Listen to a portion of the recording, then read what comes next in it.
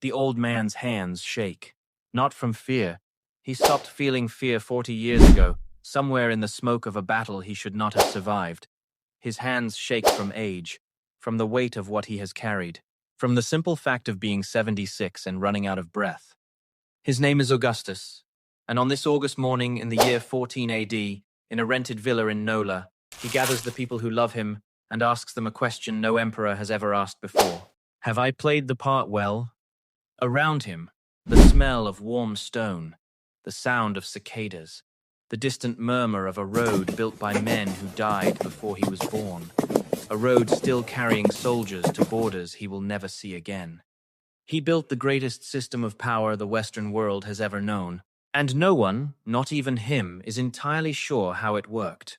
How does one city, on the banks of a muddy Italian river, conquer the known world and then hold it for 500 years? Rome, in its earliest centuries, is not an empire. It is not even a particularly impressive city. It smells of animal dung and river mud. Its streets are narrow and loud. Its politics are vicious. Its people argue constantly about who gets to eat, who gets to vote, who has to die in the next war. But Rome has something, a hunger that other cities do not. Every time Rome loses a battle, and in the early years, Rome loses often, it does not retreat behind its walls and nurse its wounds. It studies, it adapts, it copies. When Rome first encounters Greek warships and loses at sea, catastrophically, repeatedly, the Senate does not accept defeat. Rome builds shipyards, copies Greek hulls plank by plank, and trains an entire generation of farmers to row. Within a decade, Rome commands the Mediterranean. This is not luck. This is a civilization that treats failure as raw material. The Romans have a word for this relentless forward pressure: virtus. Not virtue in the modern sense, not goodness, not decency, something harder. The willingness to press into difficulty until the difficulty becomes yours. But in the year 91 BC, that same hunger is about to turn inward. Something is breaking, and the people who built the machine are the ones holding the match. In 91 BC, Rome's Italian allies, the peoples who have marched beside Roman legions for 2 centuries, who have bled in every Roman war, who built every Roman road with their own hands, finally ask the question they have been swallowing their entire lives. We want citizenship. Rome says no. What follows is not a petition. It is not a protest. It is a full war, the social war, fought on Italian soil, in Italian towns, by men trained in Roman tactics because Rome itself trained them. 90,000 Romans die. The Italian countryside burns. Cities Rome has called loyal field legions against her. For the first time, Rome faces not a foreign enemy, but a mirror. The Senate panics. Then, slowly, it makes a decision that will define the next 5 centuries of Western civilization. Rome grants citizenship to all free Italians, not out of generosity, out of cold, clear calculation. Because Rome grasps something that no other ancient power has ever fully understood, that an enemy you cannot break in the field can sometimes be absorbed into the body. The Italian allies stop fighting, not because they are forced to, because they are given something worth more than victory. They become Roman. Soldiers flood back into the legions, now their legions. Tax revenues hold. The roads keep moving. And in the eastern provinces in Greece, in Anatolia, in North Africa, governors and merchants and slaves look west at what just happened and wonder, what would it take to belong to that? The machine accelerates. In 58 BC, Julius Caesar takes 8 legions into Gaul. What follows is not a campaign. It is a systematic dismantling of a civilization. In 8 years, Caesar kills an estimated 1 million Gauls, enslaves another million, crushes 400 tribes, crosses the Rhine twice just to demonstrate that the Rhine is no longer a border worth respecting. The numbers are almost impossible to hold in the mind.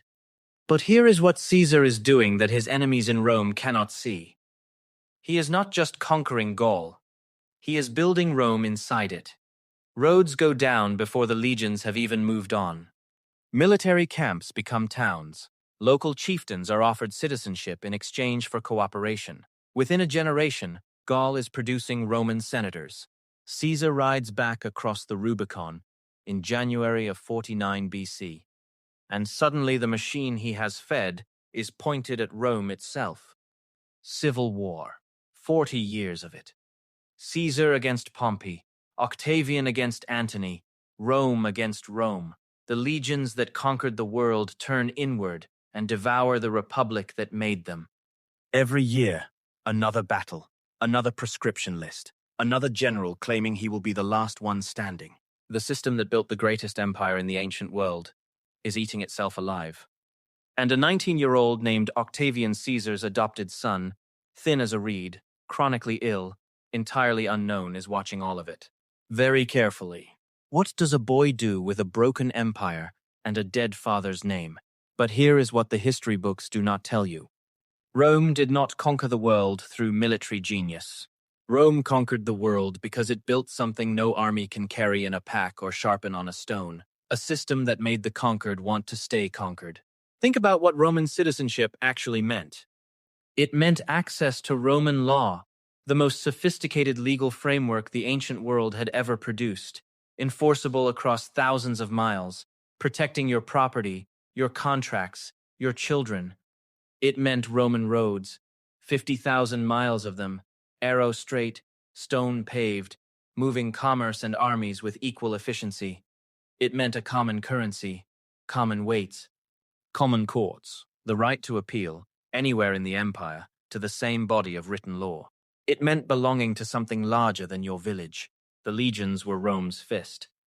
Citizenship was Rome's gravity. And when Octavian, now calling himself Augustus, finally stands alone in 27 BC, the last man in a generation of killers, he understands this truth more clearly than any man before him. He does not call himself emperor, he calls himself princeps, first citizen.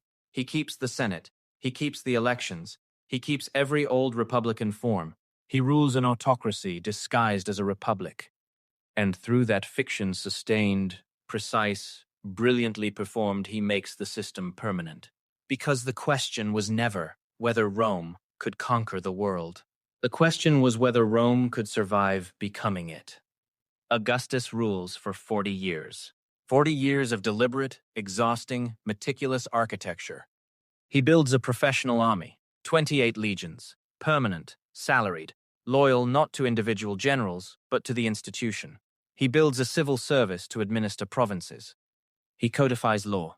He secures the borders along the Rhine, the Danube, the Euphrates. He rebuilds Rome in marble and claims he found it in brick. Pax Romana. 200 years of relative peace, the longest the Western world will know until the 20th century. Trade flows from Britain to Mesopotamia. Religions travel. Languages blend at the edges.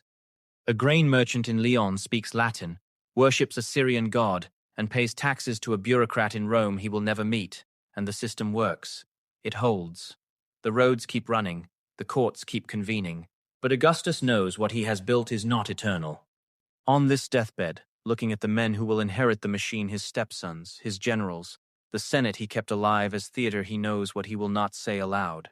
He has built an empire that requires a genius to operate, and genius, by its nature, does not breed true. He has created a solution for his lifetime. He has not created a solution. The roads will still carry armies after he is gone. The laws will still be applied. The legions will still hold the borders for 500 years in the west, 1500 in the east. The system will outlast him, outlast Nero, outlast the year of 4 emperors, outlast things no one in 14 AD can yet imagine. And Augustus, the man who built all of it, dies in a rented villa held by his wife, asking if he played his part well. He did. The part just went on without him. In the centuries after Augustus, the system does what systems do when they outlive their architects. It persists, it mutates, it declines, it refuses to fully die. The Western Empire falls in 476 AD, not in a single battle, not to a single conqueror, but under the slow, accumulated weight of a world grown too vast for any center to hold. The Eastern Empire carries the flame for another 1,000 years from Constantinople. The Catholic Church rebuilds Roman administration in the shell of Roman geography. The word Caesar becomes Kaiser in German, Tsar in Russian. The legal systems of France, Spain, Portugal, and a dozen modern nations. They are Rome, rearranged.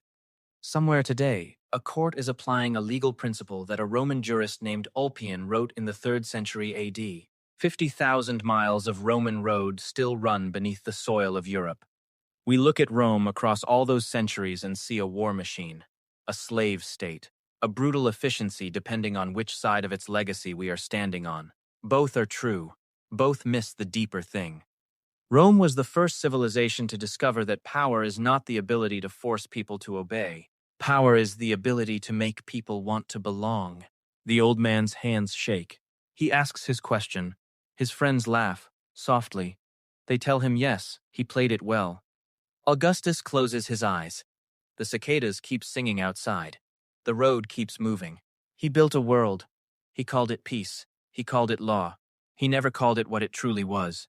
The greatest act of sustained theater in human history. And the audience is still watching. If this story sat with you, there are more waiting. We'll see you next time.